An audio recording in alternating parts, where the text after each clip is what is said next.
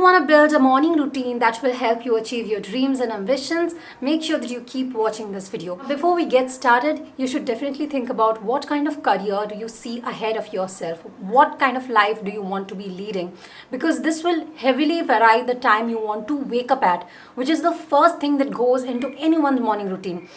Because your morning routine can't be copy paste of someone else's. Your life is unique, your ambitions are unique, and your wants and desires are also going to be unique. And similarly, your liabilities are also going to be unique. So think about the kind of career you will want and then ask yourself, what are the successful people in your niche or in your category or in your industry doing in the morning? And what time do they wake up at? For example, most successful entrepreneurs, businessmen, businesswomen, they wake up very early in the morning. And if you want to be someone who is similar, if you want to have a successful business, be an entrepreneur, you should also probably consider waking up early. However, if you want a career like being a freelancer, especially if you're living in India, you might have to wake up on nights, okay? You might have a lot of late nights, which will automatically mean you need to sleep more in the morning. So you can't have like a 5 a.m. routine if you're working as a freelancer who works with clients who live in other time zones. So that is something you should take into account. What kind of waking up time will be there in your ideal kind of life? Now, once you have decided this, focus on a time that will be probably possible for you right now. Let's say your current routine is to wake up at 9 a.m.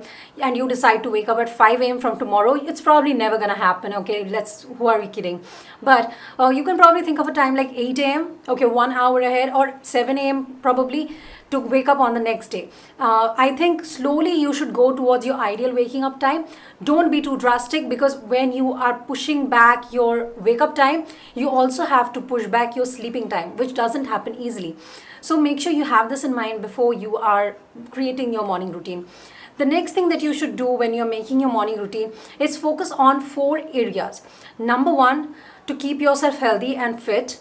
Number 2, to work on your personal development.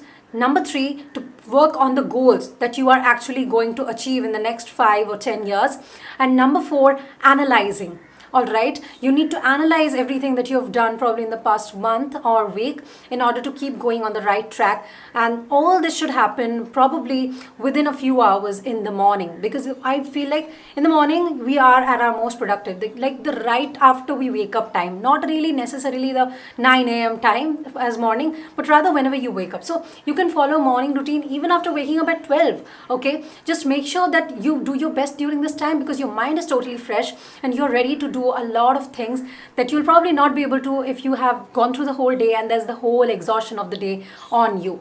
So your morning routine should start with something that will keep you healthy. Now, you don't have to do excessive workout. Having just a glass of lemon, honey, warm water is good enough sometimes. Sometimes doing just a little bit of like 2 to 3 minutes of exercise is good enough to just get you in the mood of going through the day. And again, meditation is also something that helps a lot of people. This way, you will be getting into the mindset of, okay, the day is starting, and it will help you a lot in staying motivated. I feel so much better after just moving my body for just 1 minute than I would if I just wake up and I'll obviously have this drowsiness, sleepiness, and having like a cup of warm water with honey and lemon helps. Also, a minute of workout helps much more than anything else. If I work out for more than 10-20 minutes, it really exhausts me, so I don't do that anymore.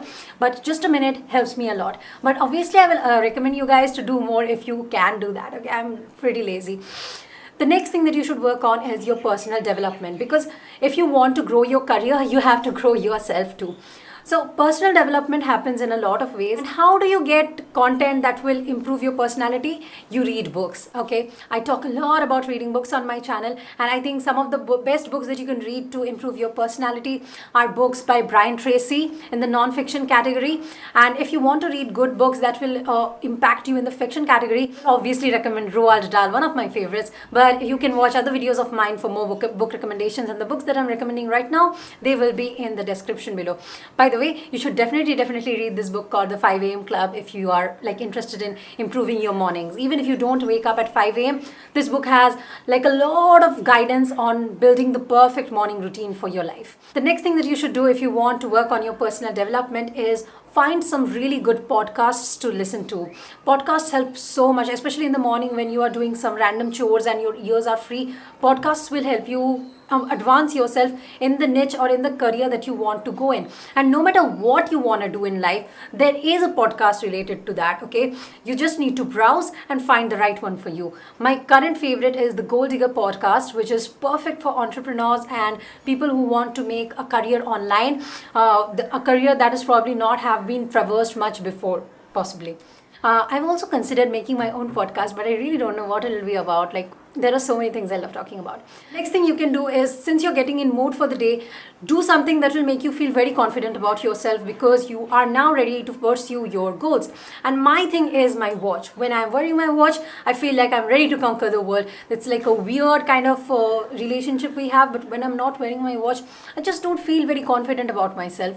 Has this ever happened to you? Like, there's this one item that you're solely reliant on? Let me know in the comments below. Now we are coming to the third part of making your morning routine, and this is where you actually work towards your long-term goals. Now, think about what your long-term goal is first. So is it getting a job at a company that you've always wanted to work for? Is it building a business that you have always been passionate about? What is it? Okay, and then break down that path. So whatever your end goal is, think what should be your monthly goals to reach that. For example, if you want to build a successful business, your monthly goals should be somewhere something like growing your audience to a certain number of followers, building certain kinds of products every month so that your audience gets to buy them. If you want to get a particular job, you now need to know what kind of exams you need to prepare for, and prepare tangible monthly goals to finish in order to give that exam or in order to appear for a certain interview. Make sure that you have all these things in mind when you are working out your monthly goals, and based on that, divide it into chunks on a daily basis. For example, when I was working on getting started as a freelancer, in the morning for 60 minutes at least, I would network with people. Okay, that was what was helping me build towards my ultimate goal. So for 60 minutes, I would talk to a lot of people who have their own businesses and try to see if someone will need my service. Some days it will work out very well, some days it won't, but the fact that I kept on trying was the most important. Similarly, if you probably want to appear for an exam, you must study for at least 60 to 90 minutes in the morning. So Robin Sharma has advised this rule called the 90 by 90 by 1 rule. So for 90 days, for 90 minutes at least, probably in the morning, you should work towards one single goal, and you need to decide what that goal is in your life. It is going to be different for every person. However, once you know your goal, it makes you feel so much more motivated towards working towards it. Now, once you have decided what your goal is going to be, make sure that in your morning routine, while you're pursuing these, you take ample breaks. Don't keep working like crazy for 3-4 hours, because what happens is that towards the end of a couple of hours, your brain starts losing that energy. So there's this technique called Pomodoro technique, and you should definitely read this particular book on the Pomodoro technique, because I feel like Pomodoro technique has changed my life. It has made me so much more productive than ever before. Most of you guys know that I have multiple careers right now. I'm a YouTuber, I'm a freelancer, and I also provide consultancy to people who want to get started as a freelancer. So all that is amazing. Okay, I love what I do, but it also means that I have to manage my time much better than an average person, because there's nothing like one thing that I'm doing. There's so much that's on my plate.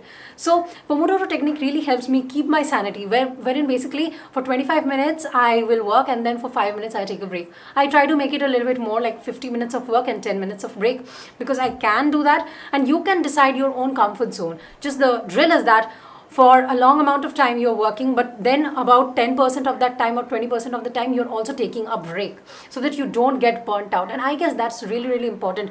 We are a generation which talks a lot about hustling, working very hard, but in the process we start losing our sanity. But if you actually start losing your sanity, what is the purpose of working towards your goal? Now lastly, once your morning routine is done and you are ready to wrap it up and move towards the next part of the day, analyze everything that you've done and ask yourself, has suggest this being productive. If you have spent 4 hours in your morning routine, but only 1 hour of that was actually helping you achieve your goals, then it's probably not been that productive. But I would say anything that has been more than 75% productive is good enough. You'll obviously end up wasting a little bit of time. That's completely fine. But your goal is to make as much time as possible productive for you. What you need to realize is that your goals do not matter for anyone else but you. And that's why you should be working towards them. A huge shout out to today's subscriber of the week, Tamojit, for liking my videos. And if you want to get featured in my next video, make sure that you take a screenshot and tag me on my profile @theHeliblog, and I'll be choosing one of you to give a shout out to in the next video. If you guys liked today's video, the links to all the books that I've recommended in today's video will be in the description below with a link of a free trial. I'll try to get one and give it to you guys. Make sure that you use it and read these books as an audiobook if you want to. You can also get paperbacks from Amazon or Flipkart. The links to the same will also be in the description below for your ease. So yeah, make sure you do that, and I'll be back with another video next week. Till then, bye bye.